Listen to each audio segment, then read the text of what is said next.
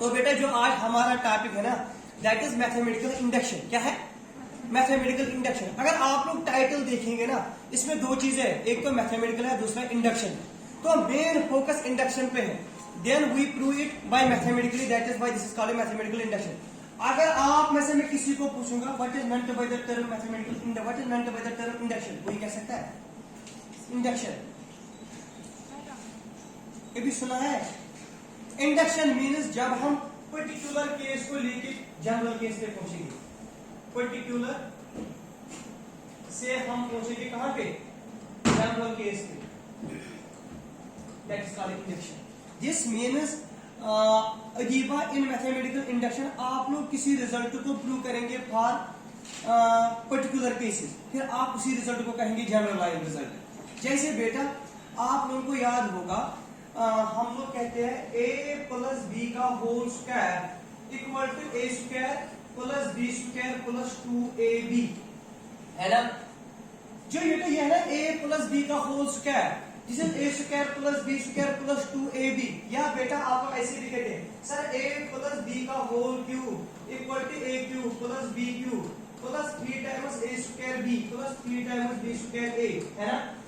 यहां पर हम लोग ले रहे हैं वैल्यू 2, फिर क्या ले रहे हैं 3, फिर 4। दिस मीन्स हम पर्टिकुलर केसेस ले रहे हैं, पहले 2 ले रहे हैं, फिर 3 ले, फिर हम जनरल पे पहुंचते हैं। हम कहते हैं कि a plus b whole raise power n होता है बराबर nc0 a raise power n b raise power 0, nc1 a raise power n minus 1 b raise power 1, nc2 a raise power n minus 2 b raise power 2 plus so on ncn a raise power 0 b raise power n।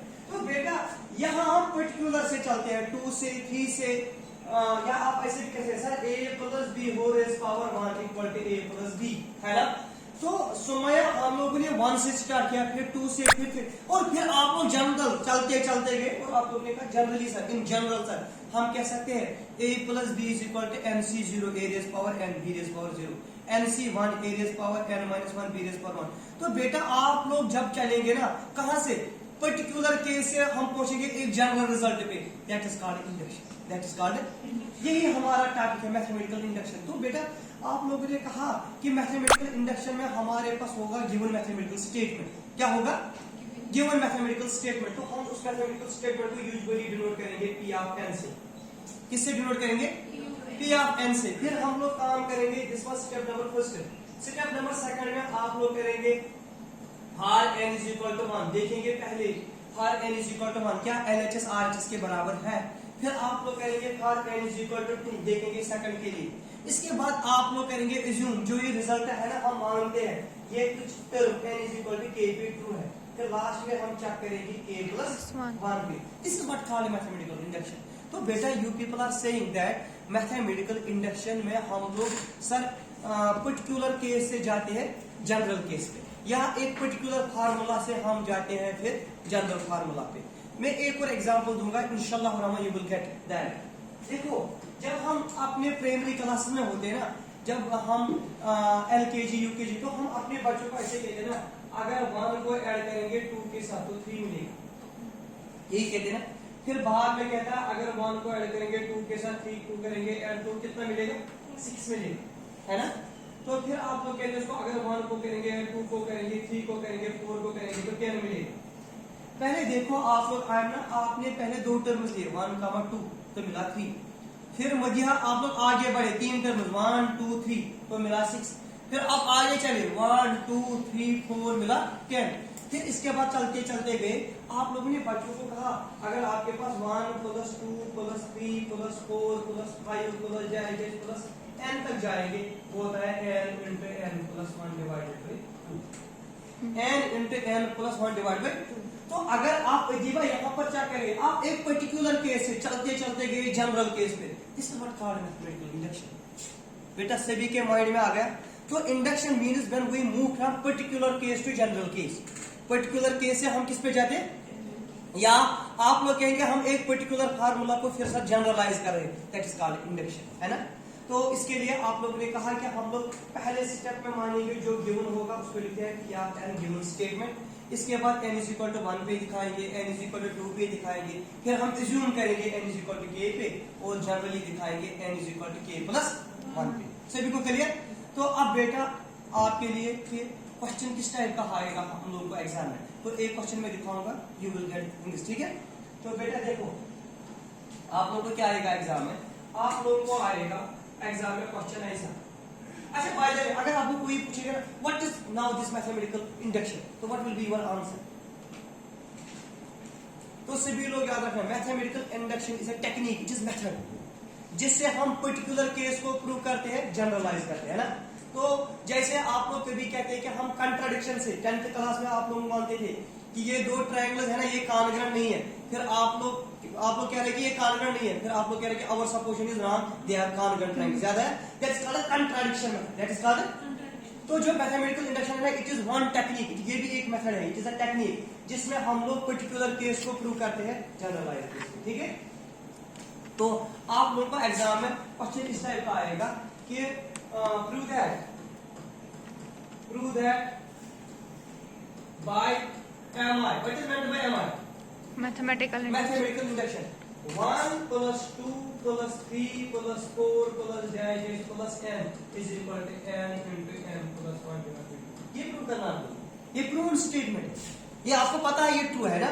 अब आप लोगों को use करना है mathematical induction और आपको Ajiba दिखाना है LHS is equal to RHS। तो सभी लोग देखिए ध्यान से, तो आप लोगों ने कहा सर सॉल्यूशन में हमारा पहला स्टेप होगा ये let P of n equal to, बेटा ये 5 मार्क्स आपके मींस इजी होंगे, सभी लोग ध्यान से देखना कैसे करेंगे। हमारे पास गिवन स्टेटमेंट है ना, उसको हम मानते हैं P ऑफ n, तो आप लोग ने कहा हम लिखेंगे P of n is equal to 1 plus 2 plus 3 plus dash plus n, isn't it? अब हमें दिखाना है P of n is equal to this is equal to RHS for particular case. तो आप लोगों ने कहा सर अगर हम फर्स्ट केस में Rn इज इक्वल टू 1, अगर n को क्या देंगे वैल्यू 1, तो हमारा जो LHS होगा ना LHS that is P of 1, is that कितना? P ऑफ 1 मींस हमें यहां पर से भी लोग देखेंगे ना, जब हम ये देखें ना 1 plus 2 plus 3 dash plus n, इसका मतलब कोई समझा सकता है मुझे? इसका मतलब है इसमें n टर्म्स है, कितने टर्म्स है? n terms. अब आप लोग कह रहे हैं कि n को 1 दे दो, इसका मतलब इसमें एक ही टर्म है, पहली टर्म वो क्या है 1, तो आपने कहा P ऑफ 1 मिलेगा, है ना। अब आप लोगों को मजा है इसी पे n इज इक्वल टू 1 पे RHS चेक करना, तो आपने कहा RHS इक्वल RHS आपके पास क्या है n into n plus 1 divided by 2। Somaiya आपको n को क्या वैल्यू देना है 1 जरा दे दो यहाँ पर 1, तो आपको मिलेगा n into n plus 1 divided by 2 है ना सर, ये मिलेगा 1 into 1 plus 1 divided by 2, ये मिलेगा। तो आप लोग मिलेगा ये मिलेगा 1 into 2 divided by 2, 2 और 2 कैंसिल, कितना मिला 1। तो आपने कहा LHS किसके बराबर मिला RHS, तो आप लोगों ने कहा therefore LHS is equal to RHS। This implies result is true for n is equal to 1। जब आप लोगों ने n को 1 दिया आपको मिला LHS किसके बराबर? बेटा आप लोग के लिए एक और स्टेप, तो अब आप करो check for n is equal to 2, for n is equal to 2, तो आप लोग ने कहा सर LHS मिलेगा P ऑफ 2, पहले दो टर्म दैट इज 1 plus 2, कितना मिलेगा 3। अब आगे चेक कर लो RHS, आपने कहा n into n plus 1 divided by 2 है ना, n को कितना वैल्यू देना है 2, तो आपने 2 दिया, 2 into 2 plus 1 divided by 2, तो ये बात 2 and 2 कैंसिल, 2 plus 1 3। LHS किसके बराबर है RHS, तो आप लोग क्या कहेंगे result is true for n is equal to 2। तो आप लोग ने कहा this implies result is true for n is equal to 2, है ना। इसके बाद बेटा step assume result is true for n is equal to k। आप लोग मानते हो जब हम k टर्म्स लेंगे रिजल्ट ट्रू है ना, इसका मतलब you people are saying that pk, Aamir Khan की जो pk है ना ये वही है, जो pk है ना p टर्म्स तक LHS is equal to RHS। मुझे बता आपके अजीबा l को क्या वैल्यू दिया, तो आपने कहा sir 1 plus 2 plus 3 plus dash plus k है ना equal to k into k plus 1 divided by 2। जरा आप लोग कह रहे हैं कि सर अगर आप n को k देंगे ना LHS is equal to RHS, आप लोग मानते हो result is true for n is equal to k, तो बेटा pk का मतलब 1 plus 2 plus 3 plus dash up to k हमें मिलेगा k into k plus 1 divided by 2।